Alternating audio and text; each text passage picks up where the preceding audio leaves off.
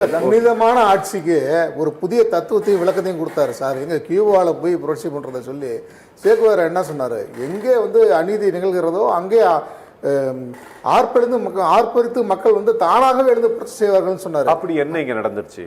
அதான் சொல்றேன் சார். மக்களுடைய அடிப்படை உரிமை கல்வி இன்னைக்கு யார் கையில் இருக்கு? தரமான கல்வி இன்னைக்கு ஏழை மக்களுக்கு போய் சேருதா? மருத்துவம், தரமான மருத்துவம் ஏழை மக்களுக்கு போய் சேருதா? எங்க தலைவர் அதானே சொல்றாரு. அனைத்து அரசு மருத்துவமனைகளும் தனியாரை விட மிகச்சிறந்த மருத்துவமனை மாற்றப்படும் சொல்றாரு தலைவர் விஜய் அவர்கள். சார் இருங்க, அடிப்படை விஷயத்துவாங்க. இன்னைக்கு ஒரு ஏழையால ஒரு நிலம் வாங்கி வீடு கட்ட முடியுமா? அரசாங்கம் கொடுக்குற பணத்துல இந்த திட்டங்கள்ல வீடு ஒரு ஏழையால தனிப்பட்ட முறையில் கட்டிக்க முடியுமா? உங்களுக்கு ஒரு வீடு கட்ட எவ்வளவு மேல கோபம் இருக்குன்னா நீங்க பார்ட்டியை திட்டுங்க.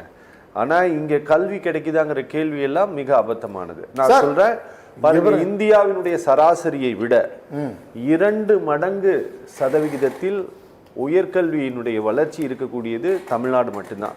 உலகத்தை தனித்தனி நாடுகளாக நீங்க எடுத்தீங்க அப்படின்னா தமிழ்நாடு அடைந்திருக்கக்கூடிய உயர்கல்வியினுடைய வளர்ச்சி உலகத்தில் எந்த நாட்டிலையுமே கிடையாது. தமிழ்நாட்டை ஒரு தனி நாடாக நீங்கள் கருதினீர்கள். என்ன மாநில பல்கலைக்கழகங்கள்ல இந்திய அளவில் சிறந்த பல்கலைக்கழகம் தமிழ்நாட்டில் தான் இருக்குது. அதனால நீங்க இங்க கல்வி கிடைக்குதா, இங்க கல்வி இல்லையே கிடைக்கலையா இப்படிங்கிற வாதங்கள் எல்லாம் நீங்க ஒரு பிள்ளைகளை பத்தி பேசக்கூடாது சார்.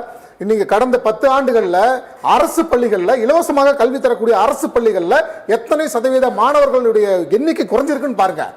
எத்தனை பேர் மாணவர்களுடைய எண்ணிக்கை அதிகமா இருக்கு பாரதி கோவிட்டுக்கு பிறகு. சார் கோவிடுக்கு பிறகு 10 ஆண்டுகள் நான் சொல்றேன். நான் இல்ல கடந்த 10 ஆண்டுகள் ஒவ்வொரு கிராமமா பார்த்துட்டு இருக்கேன். நான் நிறைய பள்ளிகள்ல மாணவர்கள் இல்லாம ஆசிரியர்கள் எக்ஸ்ட்ரா போஸ்டிங் போட்டு வச்சிருக்காங்க. அதெல்லாம் நீங்க அதிகப்படுத்திடுவீங்களா சார்? அரசு பள்ளிகளுடைய தரத்தை உயர்த்துங்கன்னு சொல்றேன். கல்வியை நீங்க இலவசமா கொடுங்க, கல்வி அரசுரிமையாக்குங்கன்னு சொன்னா அது மத்திய பள்ளிகளுக்கு அதையெல்லாம் நீங்க அதிகப்படுத்திடுவீங்களான்னு கேக்குறேன். ஆமா, அதுக்கு அதுதான் புனிதமான ஆட்சி சொல்றோம்.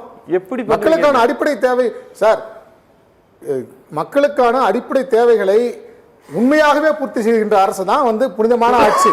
சரிங்களா? நான் கேட்கிறேன், இன்னைக்கு திமுகவா இருக்கட்டும் அதிமுக இருக்கட்டும், சார சொல்லுங்க, எந்த தொகுதியிலேயாவது இந்தியாவின் ஜனநாயகத்தினுடைய தூணாக இருக்கக்கூடிய வாக்குரிமைக்கு காசு கொடுக்காத ஒரு கட்சி சொல்லுங்க. 2 கட்சியில புனிதத்தை பத்தி பேசுறீங்க நீங்க.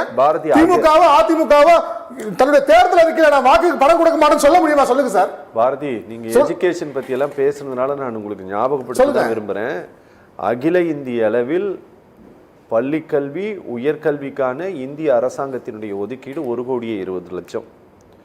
தமிழ்நாடு அரசாங்கத்தினுடைய பள்ளிக்கல்வி உயர்கல்விக்கான ஒதுக்கீடு எவ்வளவு தெரியுமா? கிட்டத்தட்ட 48-50,000 கோடி.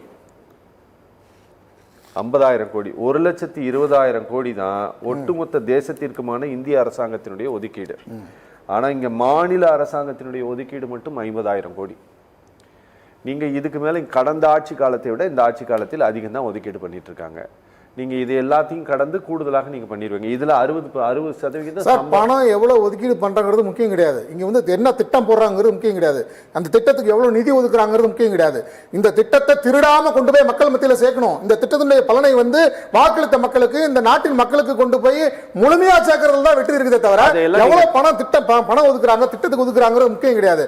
நான் உங்ககிட்ட இன்னைக்கு சேலஞ்ச் பண்ணி சொல்றேன், உங்களுக்கு நான் ஆர்டிஐல போட்டு வாங்கி தரேன். உங்களுக்கு கடந்த 10 ஆண்டுகள்ல அரசு பள்ளியினுடைய மாணவர் எண்ணிக்கை விகிதம் குறைந்திருக்கு, பெருமளவு குறைந்திருக்கிறது. பல அரசு பள்ளிகள் இழுத்து மூடப்பட்டு இருக்கிறது. மாணவர்களே இல்லாததால் இழுத்து மூடப்பட்டு இருக்கிறது. உங்களுக்கு நான் தரேன் சார் டேட்டா. திமுகவா இருந்தாலும் அதிமுக இருந்தாலும் 2 பேருக்கும் கொள்கை ஒன்று தான் சார். என்னன்னு கேட்டீங்கன்னா, ஊழல் நடக்க கூடாது. ஒரே ஒரு வேண்டுகோளுங்க, அதிமுகங்கறத எடப்பாடி அதிமுகன்னு சொல்லிடுங்க, இல்லனா ஏதிமுக சொல்லுங்க. மொத்தமா சொல்லாதீங்க. எல்லா அதிமுக வச்சீங்க, எடப்பாடி அதிமுகன்னு சொல்லிட்டீங்க. நீங்க மொத்தமா சொல்லுங்க. திமுக இருந்தாலும் இவங்களுக்கு கொள்கை ஒண்ணுதான் சார். என்னன்னா, ஊழல் நடைபெறக்கூடாதுன்றது தெளிவா இருக்காங்க. எப்ப தான் எதிர்கட்சியா இருக்கும்போது ஊழல் நடைபெறக்கூடாது. எடுத்துக்காட்டுக்கு பாத்தீங்கன்னா, சேலத்துல விமான நிலைய விரிவாக்கத்துக்கு எதிராக போராடினது திமுக. இன்னைக்கு பரந்தூர்ல விமான நிலையம் அமையணும்னு போராடுறது திமுக. சரிங்களா? அப்ப திட்டங்களும் பண ஒதுக்கீடும் தன்னுடைய ஆட்சியில் வரணும். நம்ம இந்த பணத்தை எல்லாம் கொள்ளையடிக்கணுங்கிறது மட்டும் தான் கோரிக்கையா குறிக்கோளை வச்சு இந்த 2 கட்சிகளுமே செயல்பட்டு வராங்க. இதையெல்லாம் அகற்றி அரசு மருத்துவமனை கூட தனியார் மருத்துவமனையை விட தரமானதாக இருக்க வேண்டும் என்கின்ற ஆட்சி தான் புனிதமான ஆட்சி.